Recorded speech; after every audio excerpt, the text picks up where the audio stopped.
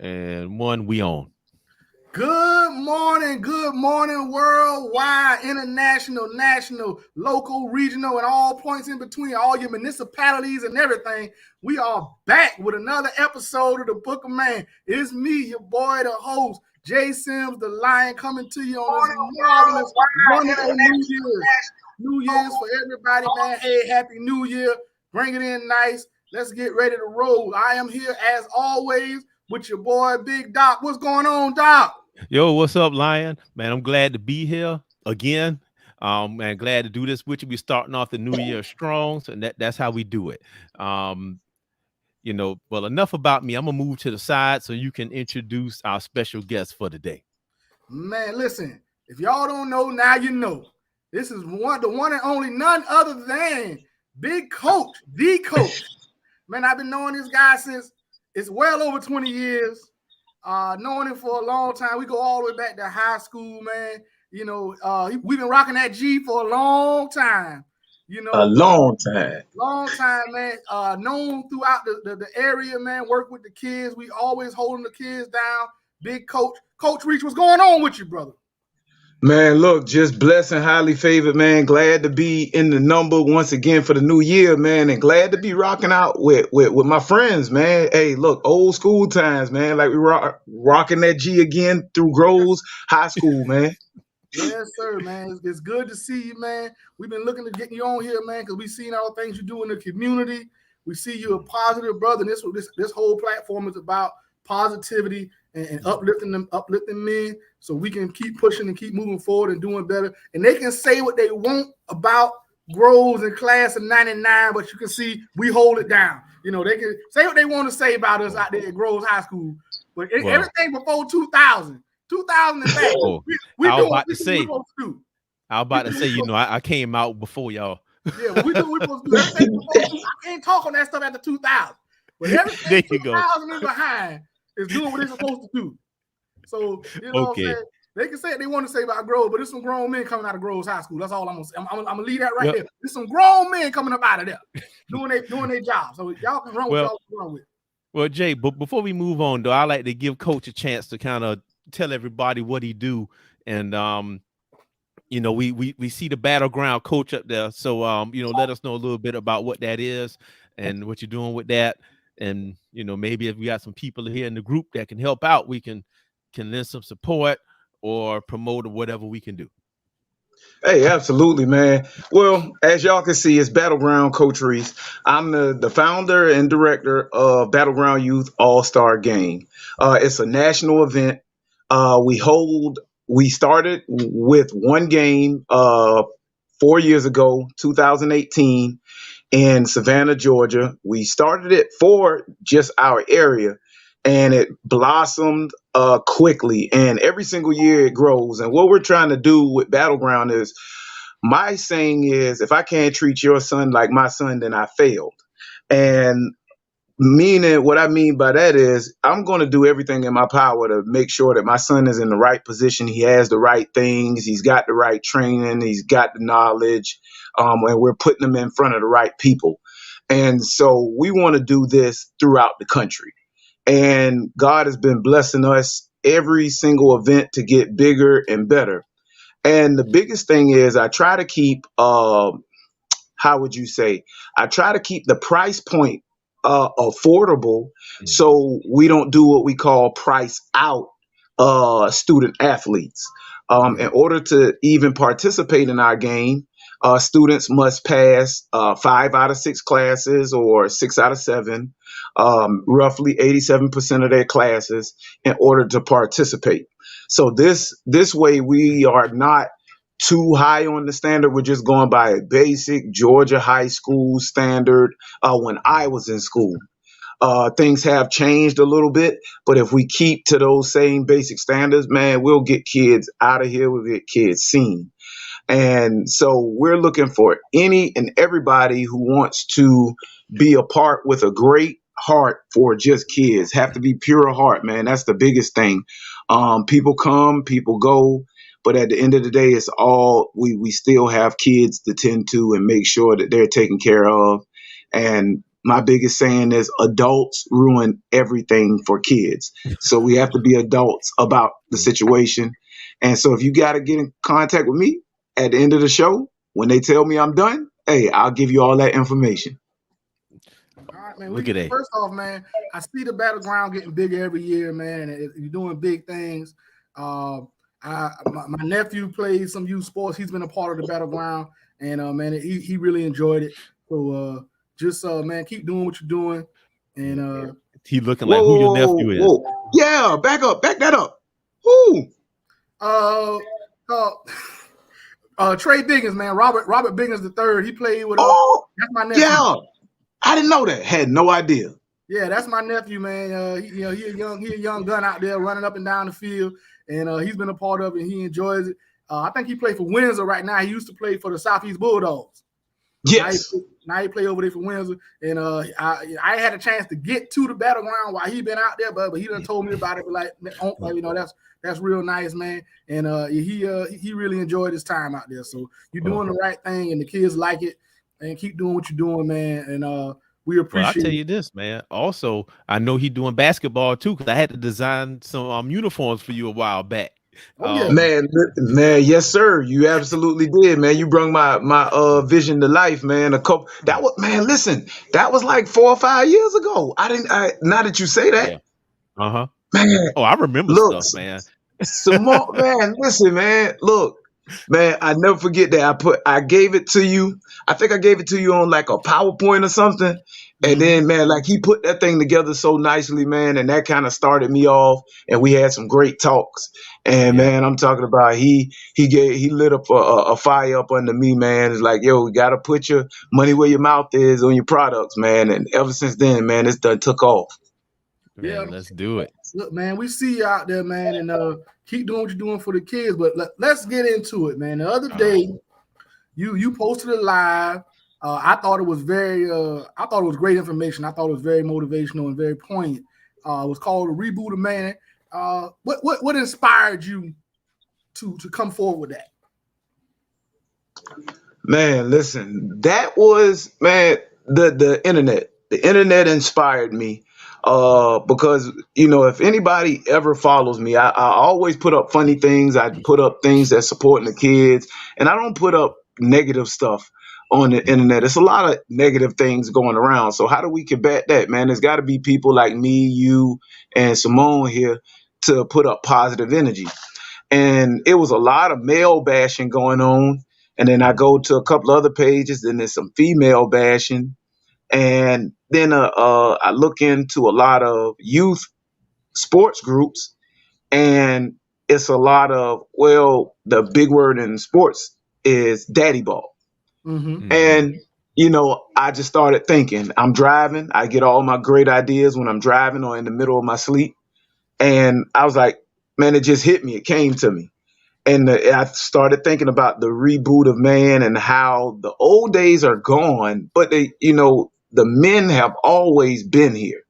Right. We did have, and most of it is for all men, but I was really shooting at us African American men, right. Because we get a bad rap a lot of times for a lot of things. But in order to change that, we've got to be better at what we do in communicating as brothers and as men of faith, and communicating to each other on how to be better, how to get better every single day. And I think it's just a recycling period. It was something that I said, I didn't even know I said it. I had to replay it back myself, and it hit me. It's fashionable. Yeah. Life is fashionable. Fashion is always fashion. Say it, Simone. Go ahead, man. You Give said, it to me. Oh man, I went through. I mean, we could probably play it if we need to, but you said life is fashion is fashionable and life is fashionable. Something like that. Yeah. But definitely you dropped a lot of gems in there, man. One that stuck out to me is that you said this is a recycling moment, and that we have to accept that the old days are gone. They gone. Things resurface, like the man resurfaces. Yeah. Well, Absolutely. I think a lot of people looking for men to be men the way they were 30 years ago, 40 years ago, 60 years ago. But nothing in the world is the way it was 30 years ago, 40 years ago, 50 years ago. Everything is different. You know, the men that raised us, or the lack thereof of men that raised us, is not going to work moving forward for the next generation. Well, I'll tell you what was really bad about it, and what left us ill prepared, and exactly what got me into a lot of this stuff is that when we started, things started to shift a little bit, and the it's like the snowball effect. It started to move slow, but these days stuff moves quickly. It moves fast, and for me, I started looking at this stuff because I got a son that's 15, and he has to go through this, and I need to be able to help him get through it. And it's crazy.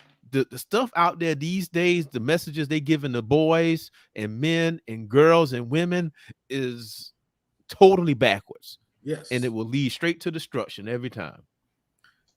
Hey, absolutely. And for us as men, for me personally, man, I take a look at myself every day in the mirror and just try to figure out, what do I need to do in order to make my family better. It ain't even about me. A lot of the things that I do, like, we were just talking before the live stream happened about, it'll come, and everything that I'm doing, as long as I'm doing it right, it'll come, and I get the publicity in a nutshell. The biggest thing is, am I putting my family in a better position than we were yesterday? If I could do that every single day, then my kids will be in a better position to put their kids, because we always talk about legacy and generational wealth. But generational wealth can't happen without generational knowledge. And we lost. I sit and think all the time how much knowledge we have lost, and tradition that we have lost, when our grandmothers, our great grandmothers, great great grandmothers, they all passed away and they gone. So a lot of our traditions are gone, and our teachings. So we have been disconnected from all of that. So it's the reboot, it's the recycle. It's time for us to start this whole process all over again. Yeah. I want to add on. Oh, go ahead. No, Jay, you got it. Go ahead. But what I was going to say was, it's two parts to that. Yes, we lost a lot of the traditions, but some of those traditions needed to be lost. So some of those things that we've been doing for years and years, we need to stop doing. And like you said, redo this thing and start doing something new. I was having a conversation recently with somebody, and I told them, they was like, yeah, well, the struggle made you, man. It made you who you are. And I was like, yeah, that's cool. Yeah, I'm glad I can hold myself up, and I came from the bottom and all of that good stuff. But I don't want it for my kids. Yeah, exactly. I don't want that same struggle for them. I give it all up if I could. If I could have came from a rich mom and daddy and have to fight this hard to live a regular life, I'd give it up in a second. But Jay, listen to this though. The struggle for these kids, and Coach, I know you're an educator too, so it's different. It is different. It's way different. And having worked in schools that was inner city, I worked in charter schools. I've been all around. And the kids out in those charter schools, their struggles are completely different. It's a whole nother thing. So we say that, we getting stuff from the bottom and all that, but you know where their struggles come from? Their struggles are right up here. It's and we got to help them get through that. Man, it's crazy. Like, I can tell you stories, man, and Coach, little kids that come to you that's broken. They broken because of their parents, and they broken because the men that's supposed to be in their lives, either they're not there for one reason or another, and I'm not going to blame it all on them, or they young men who just don't know. Wasn't ready. And these boys are broken. That's why they can't read. Yep. That's why they can't read. Man, my wife had a great point. She was, once again, we try to be as upfront and real with our kids as possible on about this thing called life. When we think about it, and I didn't even think about it till she said something. She was talking to my son, my middle son, James, and she said, we don't fault you guys. We just want you to do better. Because think about this. When we had y'all, we were your age. Think about you and you having kids right now. Can you see yourself having kids? And my son was like, nah. No. Think about that. At 18, 19, 20 years old, Right. we started having kids early. Right. And it that conversation resonated to me. A lot of things that she say that she think I ain't listening, I'd be listening. I just, I'd be like, all right. But I take it in the memory banks and I gotta use it. I store it and I use it when I need to use it. Now, whether that be using it with my kids or somebody else's kids, it's just the time frame difference. Because another conversation as being a coach and being a community activist, I guess you want to say, whatever. I sow a lot of seeds in the other people's kids before I sow them into my kids. And that's something that she had to warn me about as well, as in being a father. You know what, Coach, man, I'll say the same thing. That's why I left. That's one reason why I left education a couple years ago, because I was helping everybody else's kids and couldn't help my own.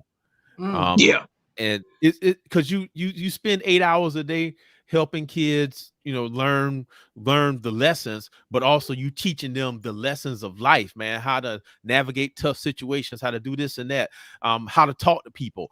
But when you get home, now you've been doing this for 8-9 hours straight, because we don't take breaks. You know how that is. There's no such thing as a break in education. And you burnt out when you get to your own kids. And that just had me feeling so terrible. So I stepped away from it for a couple of years.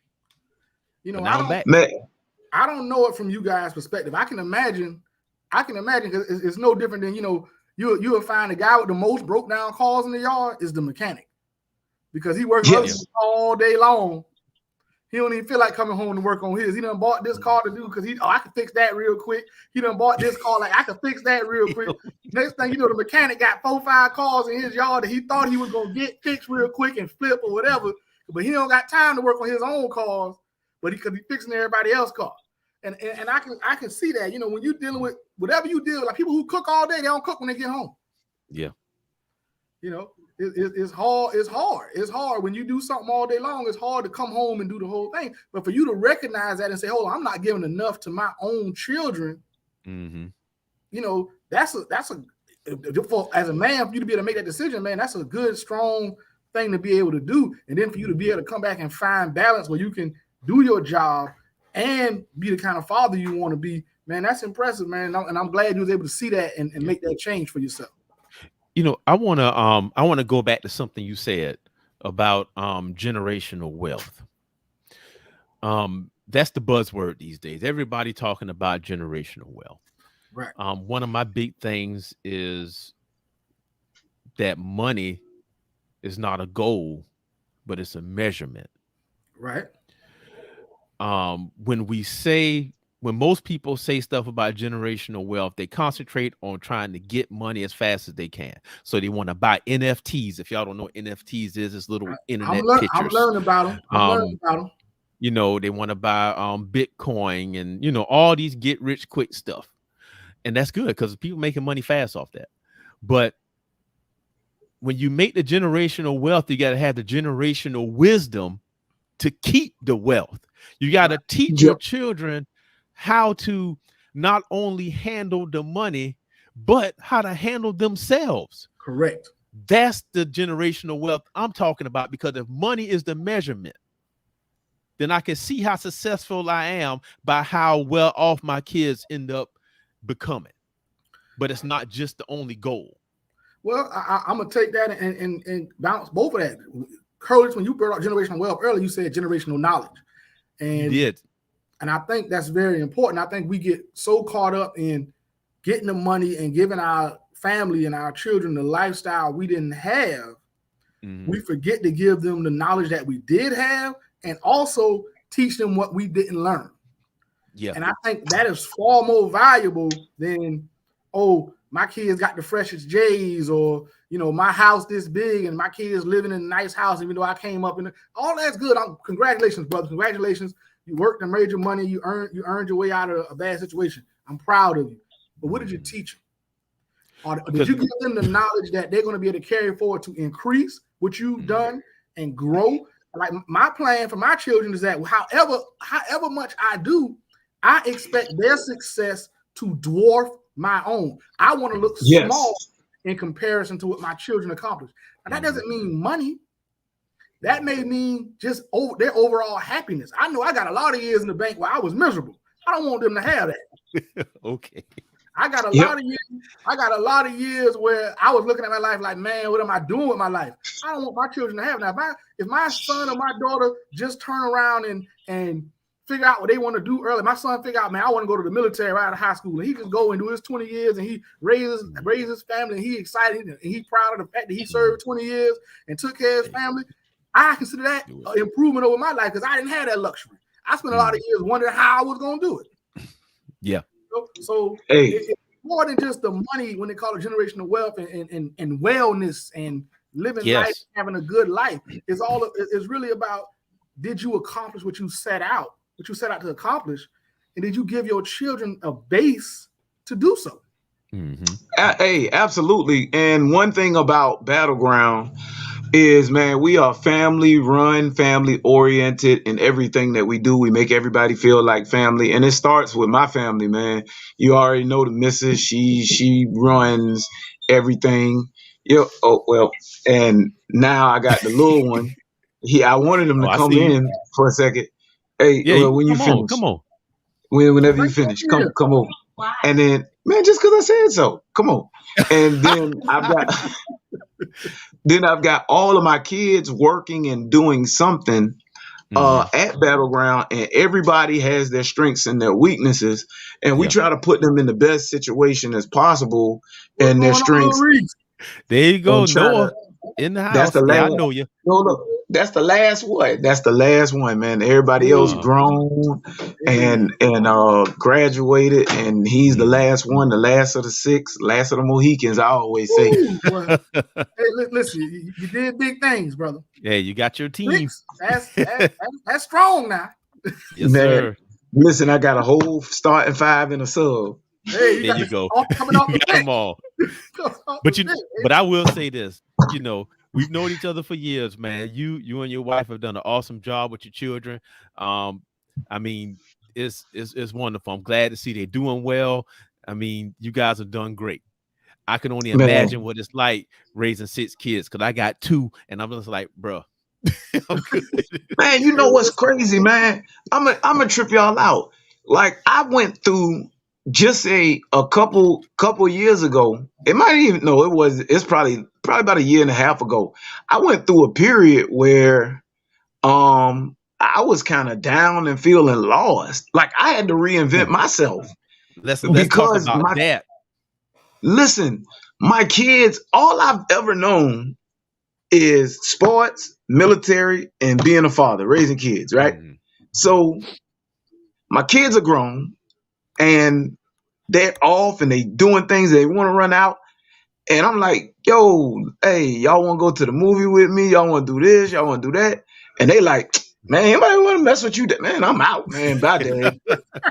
Or they walk back like, bro. And so I felt a period of like, just, I was in my feelings, man. I was really in my feelings. Like, I didn't know how to act. I didn't know what to do with myself. I had all this extra time, and it was me and my wife, like, and it's just Noah, me, my wife, and Noah. Like, all right, well, I be with him anyway all the time, but what's this other time? And I had to reinvent myself. So we had all of this time. We sat down, we devised plans. Now, whether the plans worked out or didn't, that's a conversation you got to bring the missus on, because she'll have another side of the story where she's like, yo, I don't know what he doing. But, us reinventing me Because no, say us, because you know what? We both have been through the same thing. Yeah. Not exactly the same circumstances, but we both have had to reinvent ourselves to get to this point. And that's how we started this. This whole thing was to help men reinvent themselves, to find themselves, to connect with something that's going to let them know that, you know what, man, you matter. You are more than just a paycheck. You are more than just free labor. You are more than just a guard dog. You are more than just security. You are a man. You matter. You count. You are something and somebody. That's why we here. Man, absolutely, man. And look, the reboot of the man, it is, I guess it was perfect. When I just talk from the heart. I don't put no research into it. The biggest research that I do, if it doesn't retain the sports, if it's just me talking, the biggest research is that internet, and I just see how things are moving, and I just try to combat all the negativity. And man, like my kids, they are wonderful, and they're learning. I'm still developing as a man. I'm 41. I'm still developing as a man. So, when I talk to him, I get upset sometimes, but most of the time, especially with my oldest son, Keandre, I try to bring to him real man talk and real situations and real choices. And that way, at the end of the day, even though I'm his dad, he gonna do what he want to do when he wants to do it, because he's a grown adult man now. Now, watch this. I want you to give Keandre some slack. He got the youngest, most incomplete version of you. Remember that. Hey, listen. You gotta remember that when you start thinking about your kids, especially when you had kids young. We both had kids very young. My daughter just graduated from college. You know what I'm saying? She's 20 years old. So you got kids in the same age group. I got kids. She got the 20-year-old dumb version of me. For a lot of years, like, she got the worst version. Your youngest children got the worst version of you. So we gotta forgive some of their mistakes. They made it in spite of us. Not you know what I'm saying? You absolutely. You know what? Absolutely. It took for me to have kids and knowing I see my daughter's 17. I remember when I was 17. And I think back to how my dad was, and I compare it to how I am. And I'm like, well, he probably didn't know what he was doing either. He was figuring it out as he was going. Exactly. And see, here's the bad thing about it. Society has said, and people expect us to already be a full, complete man as soon as we cross over from 18. The expectation is you are already 100%. But the truth is that we learn as we go, just like everybody else. It's like the black man is supposed to be a superhero all the time. Like, we come out being super, but it's not. We just make it look that way. But it's not the truth. Listen, what you just said is something that me and my wife have arguments about all the time, about expectations and our age difference when we raising and what we tell the kids. Like, for me, I'm part new school, part old school. I think the foundation, our foundation of how we were raised should still be in place, but we should bring in some of those things should be out the window.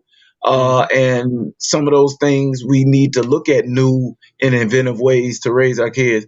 I know, like you said, with my oldest son, and I like to use, he's at a point in his life where I can see he's trying to find himself.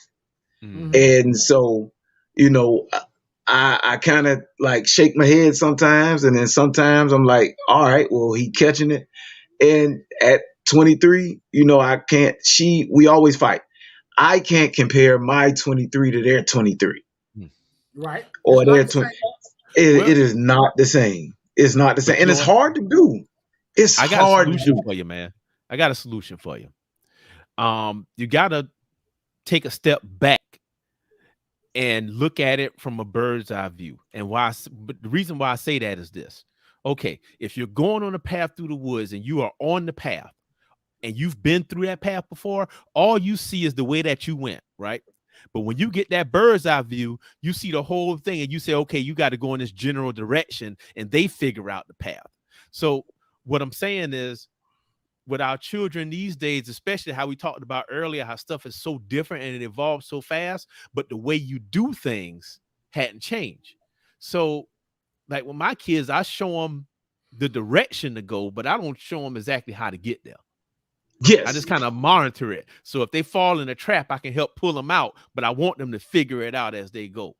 So I think taking that bird's eye view, man, I learned it a lot, man, working with those kids at the school, because I ain't got nothing in common with them except that we the same color. Yeah. Hey, big facts there, man. I think with young men, like you said, we all go through that point where we're trying to find ourselves. I think the biggest thing we can do as fathers is create a space for our sons to find themselves while helping them not make those big mistakes that's going to hinder them from whenever they do figure out what they want to do and how they want to attack life. They haven't given themselves barriers before they figure it out. I think that's how you, like you say, he's going to do what he want to do. And you got to let him, because he his own man. But you got to be like, all right, I know it's glass down that street. He going to go down that street. I know it's glass down that street. I know he going to bust his tires if he go down that street. I'm going to tell him, hey, son, you're going to bust your tires when you go down that street. But because I know he ain't going to listen, I'm going to have this spare tire with him. But I'm going to make him put it on himself. You know what I'm saying? There you go. All right, well, you done bust your tire. I knew you was. Here go this spare tire. Well, Daddy will help me put it on. No, I'm not. Sir, I'm not. I told you it was glass down the street. I bought the spare tire. You got to put this on yourself. Now, I ain't gonna let nobody run you over. I stand over here in direct traffic, so nobody don't run you over while you change the tire. But you got to change it yourself. Listen, man, I'm big petty though, man. Like, hey, with my kids, I'm petty. I might get the tire, but they got to pay me back too and put it on. Hey, oh yeah, for sure. You got to pay me back. Well, now I got a question. Like I told you, I wrote down some questions earlier. Now, okay, you talked about stereotypes, especially Black father stereotypes. Yep. So what I want to know is, what are some of the stereotypes that you've seen around, and then how do we combat those stereotypes? Because we can't change other people. We can only change ourselves. man. Listen, that's a great question, man. Like because I've been in the military, I've seen all the stereotypes about blacks, about whites, about Chinese, about this, that, and the third. How I think being in the military is probably the best thing that can happen to a person, because at the end of the day, when you go and everybody is as close to even as possible, or everybody feels like we're close to even, all of us are going through the same suck. Embrace the suck is what we love to say. When it's bad, we all bad together. And then you actually see just the person's true color. And it could be black, white, yellow, indifferent. You only looking at that one person. And so in order for us to combat those things, we just got to be more open-minded and to try new experiences, experience different cultures, do what we're doing right now, sit down and talk to each other. A lot of the similarities that we have with other cultures, they just have different names, and we would never know it because we just don't sit and talk. And the reason, and I'm not well versed, I do go to church, but matter of fact, Doc, tell me, what was the reason why every language barrier was split? Oh, Tower of Babel. That's what happened. The story goes that all the men and the people in the world in Babylon got together, and they said, well, you know what? We're going to build this tower. We're going to get up to heaven. That's what we're doing. We're building this tower. So everybody got together. You do this. You get the footers. You get the foundation. I'm going to build this. Man, let's do it. Let's go. So they start building it up. And, it was working out. But I think at that point, Now this is the preacher in me coming out. At that point, I think that we begin to overvalue ourselves. We begin to place ourselves in a position where we are higher than everything else. So in this case, physically, they were being higher than everything else, and they were seeking to be higher than God. So what happened? Bam. Now y'all can't communicate with one another. Try to build it now. If you're so big, if you're so mighty and strong, if you're higher than me, God, build it now. What you gonna do? Well, guess what? We couldn't do it. Well, here we go. And this is a way to look at that, right? That's what we're doing now with all this information and data collecting. We're building it, but he is giving us another opportunity to say, okay, you can build, but never, hey, just remember what happened. Hey, he's being the father and he's saying, yo, don't forget that I'll knock you back down. And, you know, and it's a lot of things, you know, with the internet, with global warming. We just talking right now, but, you know, just the Tower of Babel is being created once again. How are we using that? And the internet, if we don't start positively using it positively, it's going to crash. It's going to crash one day and we ain't going to know what the heck to do with ourselves. And that's when we got to lean back on the fundamentals of what we was taught. So, that's right. It's just we got to be able to communicate with each other properly. And that's how we can combat some of the stereotypes. Well, let's talk about some of the specific stereotypes you mentioned. You talked about Black male fathers. We all three are fathers on this panel. What are some of the stereotypes that you've heard about Black male fathers? Man, y'all already know, man. We don't take care of our kids. That's the biggest one. But we don't care about our kids. But we sit here right now as three men that do. Oh, I can name, you know, we can look around. We can look around ourselves and see a whole bunch of brothers that do. Hey, listen, we lazy.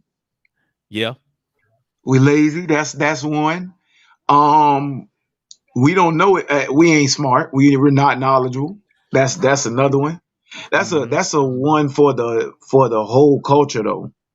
Not just Black men. That's one for the whole culture that a lot of people think that we are, you know, but actually, we just once again the thing has shifted, bro. It's shifted. It's not that anymore. It ain't the whole culture anymore.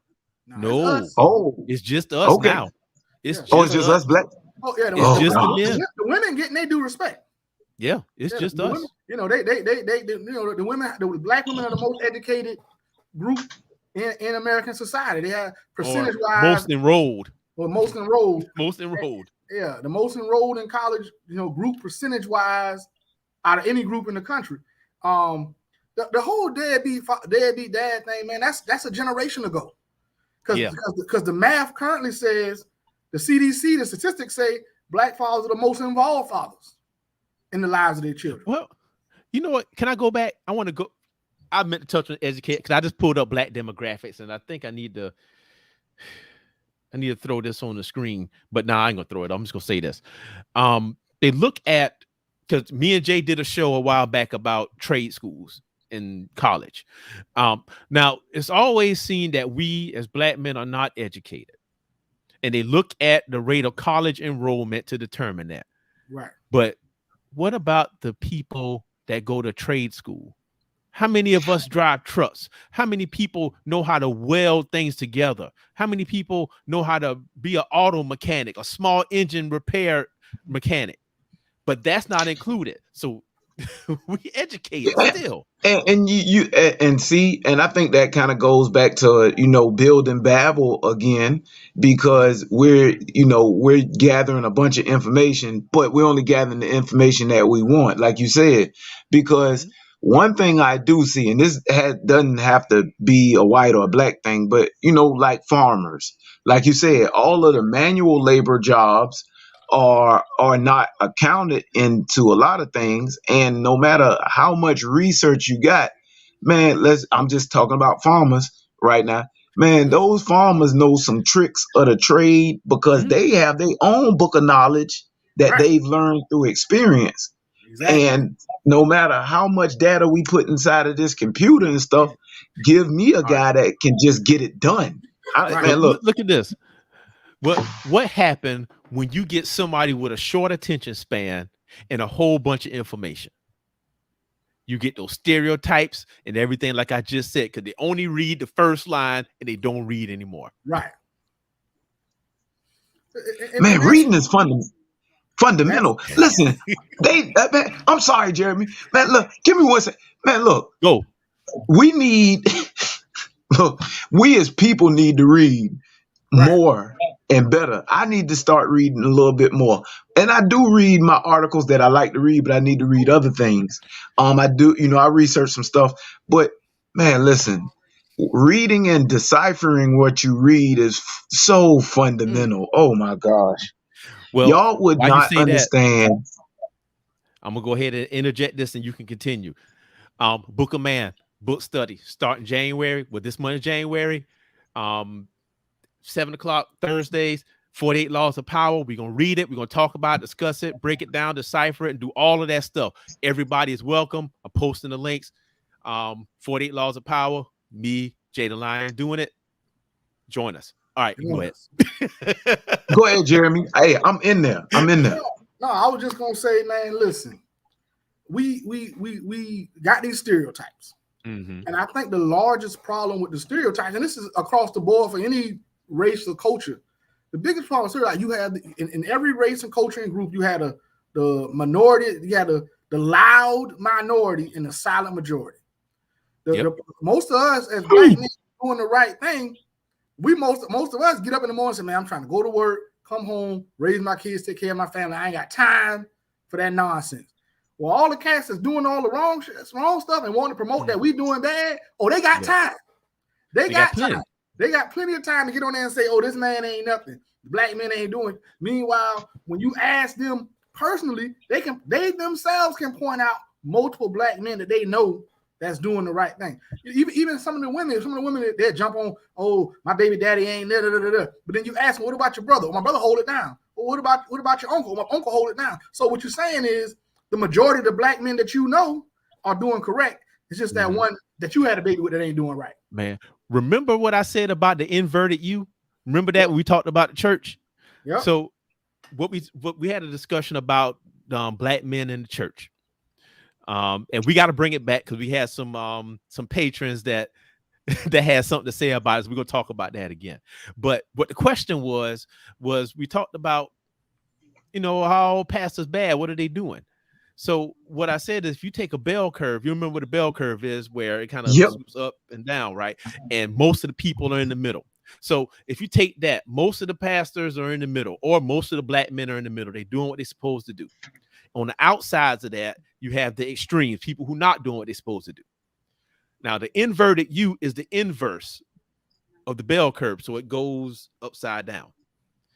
Now, on the outskirts, on the higher level, are the bad habits, which a little bit of people are doing. And in the middle is what everybody doing, which is not that much bad stuff. So if you cross-reference that, you have a few people that's doing bad things with a loud voice, and that's all we see. That's what we see. And that's exactly what he said. That's what's happening. And that's how we are getting overshadowed, because there's black men out there. There are some men that are jerks. There are some men that are deadbeats. There are some men that ain't no good. They lost. But people see them and they have the loudest voice, and they think everybody like that. Well, it's two sides. One, they have a loud voice, and then the people that they're hurting, when you hurt, you scream. Yeah. When you hurt, you yell. When you hurt, you cry. So people hear you. People run to you when you hurt. So the people that are being hurt by their negative activities are making the biggest complaint. There's no way around that, because when you hurt, you're crying, you're yelling, you're screaming, you want help, you asking for help, you begging for help. When you straight, you just moving along. You can go unnoticed when you're doing good. Yeah, you can do right. Yep. You can do 100 things right or 99 things right and mess up one time. People only gonna point out the one time you messed up, even though you did 99 things right before that. It don't matter. So it doesn't matter. So that's the issue we deal with. As far I've always said, black men have the worst publicity in the world. We need to hire us a publicist as a whole to change our image Okay. nationally and internationally, because what we know to be true in our everyday life, what we know to be true in our everyday life, and then what we see publicly and in the media don't add up. Well, but guess what though? Guess what? Here's the issue that I have. We talk about negative stereotypes, especially black fathers. But who is the one that perpetuate those stereotypes? Our own people. Oh yeah. Our own people perpetuate them, and then our own people do them. Like I said, the people who are hurt the most, they gonna yell and scream. You know, they're going to yell and scream. Listen, all parents damage their children in some way, shape, or form. You're gonna do something that's gonna negatively affect your kids, and your kids are gonna remember that more than they remember the positive things. So if you happen to be a father that wasn't there all the time, your child's gonna blame a lot of whatever they thought was not right in their life. They're gonna blame on the fact that you weren't there, because that's a big target. My daddy wasn't there, so that's a out for a lot of people. Why you did this? Because my daddy wasn't there. That's a freebie. You throwing them a freebie. That's true. It doesn't really matter how much you did in their life, how active you were, whatever. You weren't there full time. You weren't in the house with them. My daddy wasn't there. What I found and what I've seen, the more and more discussions people are actually having with the mothers and having with the fathers, people are starting to realize, you know what? It might have not been my daddy's fault. Or guess what? My daddy wasn't there because you know what? He was at work. What? He had a good reason. Listen, man, that is a great subject, because in a topic all on its own, because we have been programmed, and once again, I'm only speaking from experience.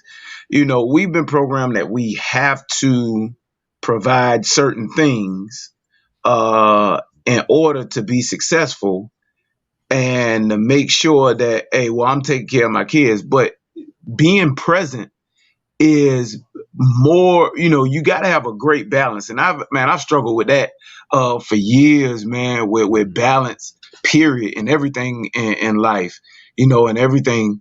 And so that's something that we've been working on as a family for years. There's always somebody that's going to be present in everything you do. And it's not just about being or trying to build all of these things where it takes you away from the house all the time. So, you know, that's a great topic, man. You need to table that one, bro. You need to table that one to have a whole conversation about that. It's already in the notebook. I wrote it down as you said it, and I will be contacting you to come back on so we can talk about it. But that's one big reason. I think that's what shaped me, who I am. You know, my dad, I love him dearly. He is like, I can't say enough good things about him. And his shoes are so big that I can't fill them. But he worked on Amtrak, and he was gone.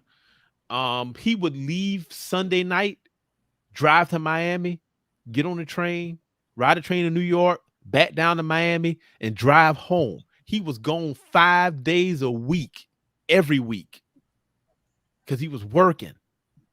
And then when he came home, he had to work on cars on the side because my mom was sick. So he was working all the time.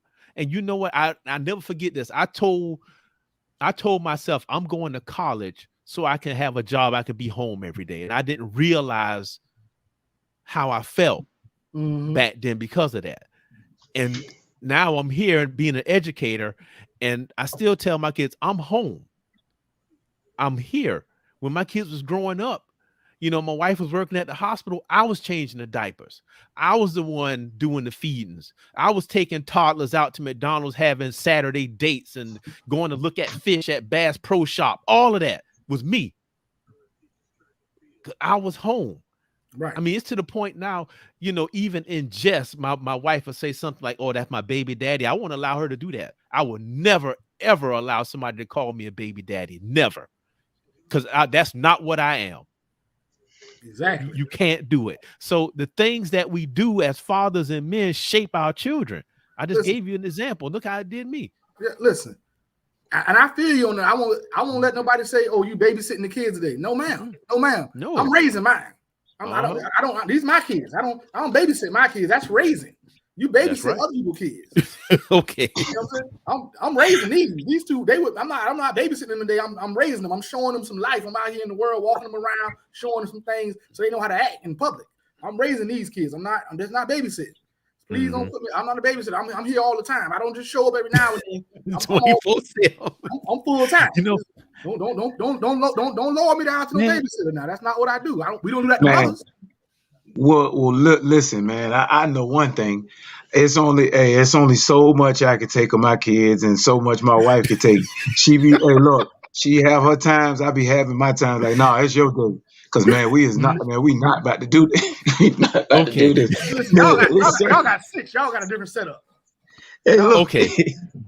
The world is a different place over there in Reesland. Man, listen, but it was it was so enjoyable, man. When they do get together, it's so enjoyable to hear them laugh and play and interact. And so, for me, sometimes quietness is just loud. Like it just gets so quiet. And I'm like, man, bro, like this ain't normal. And that's when I was going through. Yeah, I'm used to it, man. I was like, bro, when I went through my thing, man, I was just like sad that my kids were grown, but then some reality slacked me. Yeah, that means you did right. If you were able to get your kids, if your kids out the house and doing their own thing and not in your face, begging for your help all the time, that means you did something right. You know, look, I didn't do it. I promise you. Hold on, I'm telling you, I ain't do it. It was her. It was her over there. And right on my shoulder, she did it. Well, I mean, I helped some, you know what I'm saying? Let them tell it. Hey, but this is what I was gonna ask, man. So you talked about that and the time you were spiraling down. And the whole thing of this show was the reboot. How did you reboot yourself? What did you do? Man, for that situation, and everything, man, I just had to take that bird's eye view, like you said. I had to step back and I had to look at everything. When I do events and stuff like that, I have to step back and I have to look at the totality of everything. And that's how I rebooted. I just looked back. I was like, wow, I'm able to do this. I was able to do that. We were able to A, B, C. And it's like, my kids are actually doing these things. So you know what? I guess I did my job, and I had to step back and let it go. And I had to rechannel that energy that I normally put into my kids. It just got rechanneled and resurfaced into the business. That was for me. That's what I had to do. Now, look. Cause I think I know I had this talk with my wife, and she had to snap me back to reality too. Like, yo, like really? I'm like, man, I was feeling bad. I was feeling down because I felt like my kids didn't need me no more. And she had to tell me, like, no, they need you. They just need you in another capacity. Mm-hmm. And it was like, oh, okay, all right. I felt better. That's all to it. You just had to change how you interact with them, because the raising part and I gotta feed them every day and the maintain you done with that. Now you more of just a guide now. Now you just kind of you know, because like you said, they're gonna do what they're gonna do, and hopefully we all as parents, we hope we raise them to make good decisions. But you also hope that when they get ready to make those big decisions, they come to you and say, well, you know, Mom, Dad, I'm thinking about doing this. What y'all think? Mm-hmm. And y'all just give them, you know, you can just give them the guidance and advice that they need. Hey, my daughter's 20 years old. She got herself through school pretty, you know, largely on her own. You know, she graduated early. And I'm very happy and proud and excited to say that. But she will call me and say, Dad, this is what I'm doing. This is what I'm got going on. What you think? And, you know, I give her what I got. Mm-hmm. And she said she take it, and sometimes she do what I tell her. Sometimes she do something different. Sometimes she'll call me back and say, well, Dad, you told me this, and so-and-so told me this, and I did this, which was a combination of what I thought was the best parts of what both of y'all said. And that's how that works. See, that's what you trained them how to do. I mean, my wife and I, we trained our kids how to think critically. Exactly. How to look for motives in people, how to look for motives in things and policies, and then judge yourself accordingly. But let me make y'all laugh, because I know we were talking about gaming and stuff earlier. So my son, he told me the funniest thing the other day. He said, you know what? Talking to dad is like, on the loading screen on video games where they give you all the tips how to play the game. That's what it's like talking to you. Hey, Oh, that's a good one. That's like, a I'm good one showing right you there. how to play the game. That's it. Hey, I ain't gonna lie. That made me feel kind of good because that's my Oh, whole. yeah. Just want to make sure that they know stuff. Yeah. Just know stuff so you can make an informed decision. And also, I'm gonna say this, man. I know I asked about how you rebooted yourself, and I want to say this to all the men out there that it's not gonna be an easy road. And this is why. One lesson I learned was from the book called The Superior Man. And the guy said that men are like rocks and women are like the ocean. And the ocean can have a storm blow through it and change and move, and then it'd be right back calm again, like nothing happened. Women, God gave women that gift. They can do that. They can adapt and change all the time. But we are like the rocks and the cliffs. And for us, change is long, and it takes a little bit more. So, and that's how I can say with your situation, it took you a little bit of time to come to that and some help to change. Yeah. So it takes a while to reboot yourself, but if you never start trying to reboot yourself, it'll never happen because we'll be the same. I mean, look at us. We probably eat the same foods every day. We eat the same thing for breakfast, the same thing for lunch. We got the same t-shirts in there that we've been wearing for 20 years. I mean, the same things because we rocks. That's what we do. But the reboot takes a little bit of time. It's a little time. And for you, I can only imagine with 6 kids in the house and all of that, That's a big change. Used to not having something to do. Mm-hmm. Like you, 6 kids, it's always something to do. Somebody got yeah. Who got that today? I got to drop him, pick up her, take her over there, big him, whatever. I know, because it's like that, and I only had 3 in the house, and it was like that. Mm-hmm. So you probably just had to, man, what I'm gonna do with my day? I got my hands, I got too much energy. They're busy, and listen. That's what they call an empty nest. And you didn't even have an empty nest. You just had a minus nest.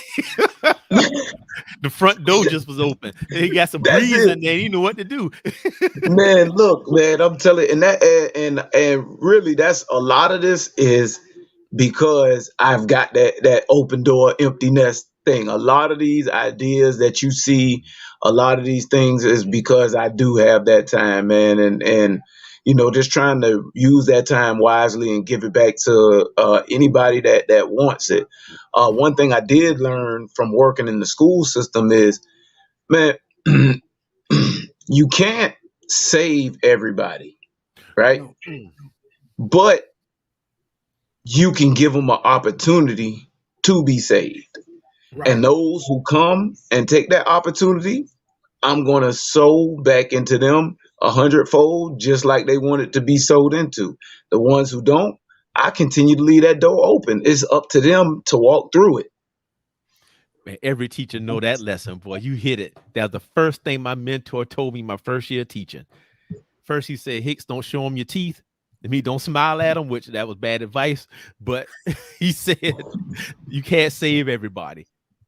You can't. But you plant the seed, and maybe one day an oak tree might grow there. It might be 20 years from now, but it'll grow. And that's true, too, because I still remember things teachers taught me when I was in school. So, even if I didn't apply it at the time, it was a lesson I took and used later. So you're right, that leaving that door open and just being willing to put that out there, it always oftentimes have a good positive effect. And I think that's part of what we're doing here. People are going to hear some of the things we say here, and it's not going to mean anything to them today. Mm-mm. But there's going to be a quiet moment later where they're going to say, you know what? Now that makes sense. Man, you know what? That's right. Yeah. Damn, I was kind of going through that, and them boys did say it could happen like this. And that's really why I do this. It ain't about, I don't care about how many views we get, whatever, but the people that do view and the people that do watch it, if they at any point get something valuable from it that helps them get through a day, I don't care, it ain't got to change your life. It just help you get through a particular day one time when you having a bad day, then I did what I came here to do. Man, it's so many men that's out there that is hurting. They hurting bad. Yeah. I mean, but we have that hard rock exterior, but nobody knows what goes on the inside except for, well, not even our wives know the whole totality of it. I mean, it's been that's rotting on the inside, and the only way out is to listen to another man say, you know what, bro, I get it. You know, I've, like me personally, I've had the moments, man, when I wanted to go in my closet and sit in the corner, turn the lights off and shut the door. You know, I felt like I was carrying around a backpack with weights in it all the time, but I would, you know, have on a tank top, and it drugged me down. And the only way I got out of that was, you know, I'm a religious man. You know, that's what I do, man. So, you know, I did the prayer, I did all that, but the prayer was, the instructions from the prayer was action. And he said, talk to this man. And I talked to that man, and that's my brother to this day. He the total opposite of me. A tall, lanky white man with an arm sleeve full of tattoos. That's my brother. And he the one that got me out of it. So we gotta have spaces like this so we can help pull each other out.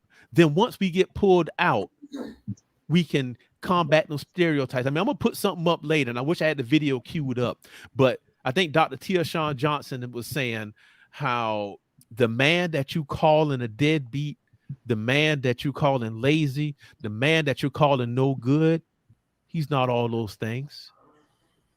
He's just damaged. Yep. And he don't know how to fix himself.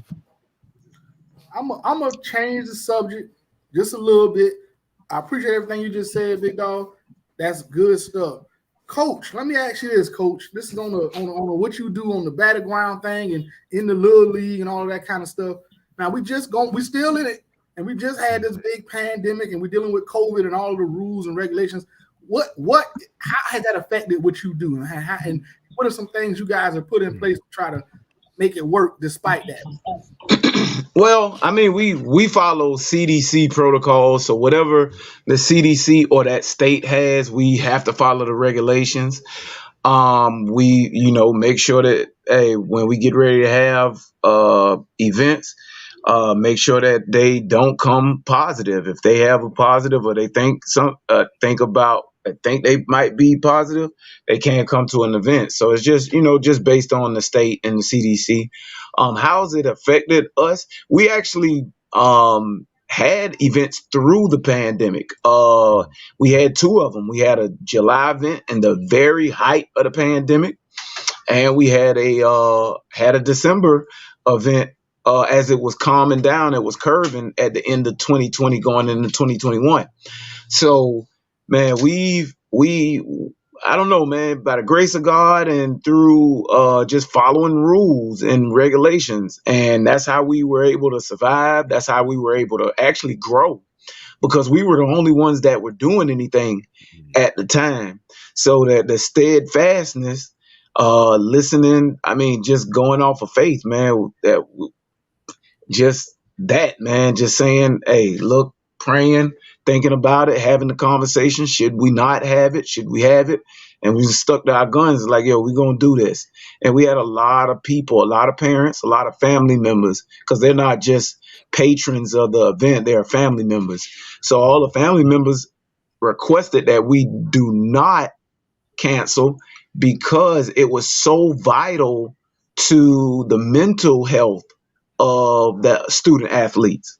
Right. And that's what a lot of people, you know, kind of miss. Now, do I fault anybody for closing and not participating? No, I don't. Hey, do what you think is best. And we thought that the mental health and having the events were the best thing for the kids. That's what the parents felt. The parents supported us.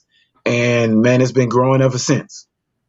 And you know what? You're absolutely correct. It did matter to a lot of the kids because school got shut down. The school was shut down. So this was their only social space. Yes. What are little league activities and the after school activities that continue to go on. And this is from my own nephew. He was like, man, football was the only place I saw anybody. Other than that, I was in the house. So he was one of those ones who was really appreciative of the coaches and the programs that kept going. So yeah, I think you're absolutely correct on that. It did apply to the mental health. And like you said, I understand the people that shut down and said, hey, we don't want to do it. We don't want to take that risk. That made sense too. I understand, but you definitely did help some kids. It's definitely kids that was definitely excited about being part of something and keeping those things going during that time. Because my children and my nephew and all the other kids was just like, it was horrible being in the house at all times. Kids are more social than we are as adults. They haven't gotten the introverted and all that kind of stuff. They hadn't figured out who they are and all of that yet. So they haven't understood. They needed those social experiences just to to get used to having social hierarchies and get that awkward phase, especially those middle school age kids who kind of jerks anyway. They needed that time. hey, I'm middle school rough, bro. Like he been in middle rough. Boy, look who you telling. That's who rough. You telling. Middle school man. is the worst. Listen, anybody who teach middle school, look, we love you, we respect you. You can have it, bro. Listen, but I love my middle school time more than I did my high school time. I really enjoy. Just for me, you got to know who you are and what space you in. And when it comes to coaching, which I love to do, the ability to lead and guide and develop young men at that age when they're so impressionable is worth its weight in gold. I tell high school coaches all the time, man, like, yo, take care of your middle school because they're going to take care of you. These are some of the same kids that you're going to see in 2 years, in 2 or 3 years. And then you're going to have them for 4. So if you start going and reaching down and showing them that you care, then guess what? They'll stay. They'll stay connected to you and everybody wins. But if you could care less about middle school kids, man, listen, that's when the bad habits, that's where you can squash a lot of bad habits. That's the last time. That's really the last time. I'm going to suggest something even more because my experience is elementary and middle. I enjoy elementary. Elementary is like the best, man. But when you just said high school reached down to middle school, I think it should keep going because those kids, you talking about impressionable, elementary K through 5 or even K through 6, you can guide people on a good path starting then. The Bible says, you bend not the Bible, but my granddad always said you can bend the tree when it's young. Right. Bend the sap when it's young. That means you can start bending it in a direction when it first start growing.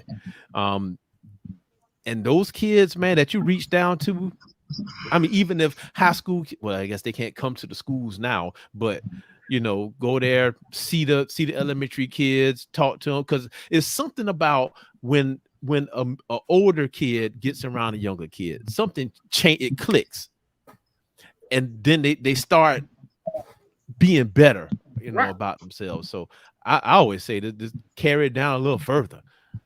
Oh, hey, since you said that, absolutely, man, that makes perfect sense. Makes perfect sense. I agree. Another thing with Battleground, we got all these camps coming up, man, this year, starting March the 19th through the 20th. We're in Jacksonville, Florida. Then we go to Columbia, South Carolina. We'll be in Greenville, South Carolina, Philadelphia, Pennsylvania, and Savannah, Georgia. So, man, we're really trying to extend the family out across. We're going up before we go across. Well, we already run across because we were in Baton Rouge, and we're going back to Baton Rouge. Yep, going back to Baton Rouge in July. Want to try to get into Texas and California, but you can see we spreading up and down the East Coast right now, and we spreading out west to the central USA. So man, I'm just excited to be able to give back to the game of football and give back to kids. Period, man, and just glad that I got a great family that support. Man, that is one man. I'm loving that, man. I'm glad to see that you made that choice. I remember when we had that conversation about it, you was unsure, um, but you did it. No, y'all did it. You and your family, and you helping a lot of people, and that's why I said is the money is not the goal, it's the measurement, because your goal is to help people. Yep. Yeah. And that's what you're doing. So man, we definitely appreciate that. Now I know we talked about a second topic. If y'all want to switch on to that, we can do that. Yeah, what you got, Doc? Come on All with it. right. Coach, you got a little bit more time? I got what I got, baby? What I got? Yeah, I got 15. She said I got 15. Oh, Okay. 15 minutes. All right, then. Well, just we'll let you go first on it. Then, if you have to drop out, you could drop out. But being that this is a new year, and during the new year, a lot of people love to make resolutions and goals and things like that.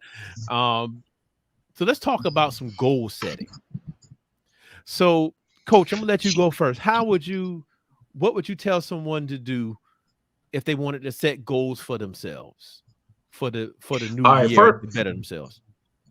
All right. Well, first of all, I'm gonna tell you, I'm not a good goal setter. I don't do a memory board. I don't do any of that. I'm a tunnel vision. I'm a tunnel vision type guy. Like when I put my efforts into something, I'm gonna see it through. So I'm a real stickler for that. But what I would advise people is, even though I don't set a goal, I do set a goal, which is crazy to think about it. Man, whatever you do, make sure that it's obtainable. And make sure that it's realistic. And make sure that you have the people around you to help you obtain those goals. They say faith without works is dead, right? You gotta work, you gotta put in the work, man. And you gotta be willing to put in the work and have a little bit of faith all at the same time. And that's what a lot of these things that I do, man, it's all based on faith. I have a vision, clear as day. Like, man, look, he speaks to me in my sleep or when I'm driving. Them the only two times. And it pops in my head and I give it to my wife, or I put it out there and I put in the work afterwards. All right. That's okay. For me, when it comes to goal setting, I think a couple of things Curtis said is very, very, very real. One, you got to be realistic. There's a lot of folks going to come out here this year and yell, "Oh, I want to lose 100 pounds." Come on, man. Come on, you had bad habits and bad diet, and you ain't worked out in years. You've been eating donuts for 20 years. Right. Listen, I got my issues with the way we all do or whatever. But let come on. You're not gonna go from some all-star couch potato to the Rock. Hold on. Say what now? Hold on. Go back. He said all-star couch potato. We all did our level. I level of all-star couch potato one now. I know I done did it. I done binge a whole series in a weekend. You know what I'm saying? That's high level. That's high level couch potato right there. You understand? The MVP. Elite level couch potato right here with chips and ice cream and all the fixes. That's gonna make the highlight. We done all did elite level couch potato. High level couch potato. You know what I'm saying? Dent in the couch and everything. High level. All you know what I'm saying? All-star stuff right here, man. I ain't playing. You know what I'm saying? Listen, every ounce on my body I earned it the hard way. Okay. Okay. But if you want to get it off, you got to earn it the hard way. The same way you got it honest. You got to get that. So let's be realistic. You're not gonna go from all-star couch potato to the Rock. You're not gonna do it. Mm-mm. But you can make yourself healthier. You can be better. You can decide. Okay, I ain't gonna lose 100 pounds, but you know what I will do? I'm gonna drink water all day except for with dinner. I'm only gonna drink water, and the only time I might drink a sweet drink is with dinner. That's a real concrete goal, that you can achieve, and watch the weight come off. Mm-hmm. You know, it's the same thing. You said money is a measurement. The weight is a measurement. The goal is healthy. The goal is to be healthier. So whatever the number end up being is fine. But Mm-hmm. did you do all the process right? You can say I'm gonna work out 4 days a week. I don't know what number I'm gonna get. I don't know how many pounds I'm gonna bench or whatever. But I can say I'm gonna work out 4 days a week and get my butt up and go to the gym 4 days a week. Mm-hmm. You know, those are real. That's why when I say be realistic with your goals, I really mean be realistic with your process. Mm-hmm. You know, figure out a process that works for you and stick with it. Consistency. We're gonna set these goals. Cool. Let's set them. You want to get you a degree this year? Great. How do you get that degree? You know what? You're gonna have to study. You have to go ahead and block out a few hours a week for study. However that works in your schedule. I don't know what time you go to work. I don't know what time you get home. I don't know what time the kids run around, errands get done. But somewhere in there, you're gonna have to give yourself an hour a day to work on your studies. Mm-hmm. You know, it's got to get paid for. How you gonna pay for it? You're gonna have to set aside. Hey, I need $500 to take this class.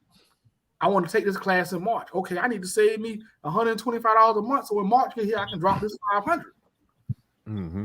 Let's be realistic, man. Let's look at what we got to do. Let's look what we want to do. Let's be real about it. Let's sit down. Most of us off work. It's Saturday and a holiday. You home. Okay. Home. You got nothing to do. You know what I'm saying? If you're watching this right now, you're probably home. You got nothing to do. It's Saturday and a holiday. And if you ain't off today, you definitely off tomorrow. You know what I'm saying? Tomorrow's Sunday. Let's sit down. Let's write this thing out. Let's be realistic. Let's talk about the process. You know, I'm at point A. I'm trying to get to point B. What's realistically on this road to point B? And what do I need to do to get down this road? Just ain't no different. If you got to go on vacation, guess what? You got to put gas in the car. You got to check the oil. You got to do all that. You got to make sure the tires on. You got to do all of that prep work before you go on vacation. You don't just go on vacation. You got to say, hey, it's 500 miles. We're gonna need gas at about 300 miles. You got to do some stuff. It's steps. Mm-hmm. It's steps to it. That's not just call up like, man, I'm gonna lose 100 pounds. You lying to yourself, sir. Stop lying. That's the key. The key is, man, steps, one foot in front of the other. Exactly. And starting. A lot of people just don't start. They say, and they don't start. Hey, here you go. You got to start. Then you got to be consistent. Remember, one step in front of the other. And then we said, realistic goals, man. So, you know, common sense, man. You don't have to lose 100 pounds. If you lose 40, you will change your life. You winning. Mm-hmm. You lose 40 pounds, you're going to change your life. You're going to change how you feel. You're going to change your energy. You're going to change the clothes you wear. You're going to change your willingness to get up and go out. You're going to change your confidence. So what if you only lose 40? That's cool. You set that goal for 100 and you don't lose 100. Now you feel defeated. You know what I'm saying? So set the goal realistically, because 9 times out of 10, you set a realistic goal, like you say 20. You mess around, lose 25. Now you highly motivated. It's easier to lose the next 25. That's right. That's all I'm saying, man. Let's be real. Let's be real with our goals and what we want to do. And let's be real. Yeah, okay. You're not gonna be a millionaire this year. You're making $60,000 a year. You're not gonna be a millionaire this year. But you could be making 75. I mean, you got to get another job. Or find another hustle. You might have to find another hustle. You might have to do some side work. You can go from 60 to 75, 60 to 100, 60 to a million is not realistic for a lot of people. A soccer ball? And don't think that because you get up at 3 o'clock in the morning, you're gonna be a millionaire. You're gonna be a millionaire. But you can go from 60 to 65, 65 to 70, 60 to 75. You can do that. Man, the grind is real, man. Gotta get on that grind. The grind is real. I love it. Yeah, I love it, man. Goals, man. Let's sit down and be honest with yourself, man. You're not gonna change your life overnight. You 40 years old right now. You put 40 years into being who you are today. You're not gonna be somebody new by March. You think to the grandma's house? Realistic, time restricted. Well, I got something similar to what y'all was talking about, but the thing about it is what I noticed is that we was getting more granular as it progressed. Coach, you came with the big wide shot. Jay, you narrowed in a little bit more. Now I'm about to get real granular with it. So what I say is this is how I'm doing my goal setting this year. I never usually do it, but it's 3 areas that I want to work on. Okay. Because as a man, we have 3 areas: mind, body, and spirit, right? So I got main goals for those things. And then you got to know, like, the goals, they have to be SMART goals. You know, if you work in special education, you know what SMART goal is: specific, measurable, achievable, relevant, and time restricted. So for me, like, for example, my mind goal to improve my mind, I'm going to read and create a book study for 4 books this year. So when I break that down, that means 1 book every 3 months we're going to do a book study on. So see how I broke it down into a granular thing, just like y'all was saying. You know, body, you talk about losing weight and exercise. For me as a diabetic, I'm going to lower my A1C. So I set a number. Okay, my A1C need to be at 6.0. And then I look at what each month, what I need to do to achieve that. So I look at I do the small things to get those victories, like Lion said. But I got a bigger goal to look at, like Coach said. So, but the spirit part of it, I still got to write some stuff for that. I don't know yet, but that's a tough one. If you, but you're able to work in those 3 parts of your life consecutively to move yourself forward. And like Coach said, you got to do it, man. You got to do something. God just don't give you stuff. Everything that God has given people in the Bible came with some sort of action. Any big thing came with an action. Moses had to actually go to Pharaoh and tell him what was up. He actually had to go and walk across when the Red Sea was split. He had to go and do that. Jesus had to actually go out and do stuff. Ain't nothing just came. Those are great people. Why you think it just gonna come to you? So let's get up and do something. So I'm gonna propose, man. Jay, we're gonna get together. We're gonna go ahead and make some content for this and try to help these fellas make some goals, man. Do something. I don't know yet, but we're gonna figure it out. Yes, sir. Yes, sir. And let me say this, man, on a motivational tip, man. I know I said some things that was funny, man. I want every single person that can hear this, that can hear my voice. I want you to have whatever it is you're going after. You deserve to have it if you're willing to put in the work. Go get it. It's right there. Like, it's right there. Go get it, man. You deserve it. Don't let nobody tell you you can't have this, you can't have that. If you are willing to put in that work, emphasis on willing to put in that work, and you get up every day and you work for it, go get it. You know, don't let nobody tell you what you can and can't have. People can't have something for themselves, and they tell you can't have it. That's flat out not true, man. Go get it. Let's get to it. Let's do the work. Let's put in the effort, the energy, the grind, whatever it takes. It's not going to be easy. Guess what? Some friends going to fall off. Some family going to fall off. Mm-hmm. That's right. It's just like that. A relationship might fall off. Mm-hmm. I hope not. You keep it going. But you got to go get. You deserve the stuff you say you want it. Go get it. Don't let nobody. That's right. Different. And if the people around you don't see the value in you making yourself better, it's probably somebody you probably had them around you. And that's a whole nother sermon right there. Don't when you change about to go in on. I heard a message. Somebody said, "Don't change yourself for your surroundings. Find new surroundings." Yeah. And be yourself. There you go.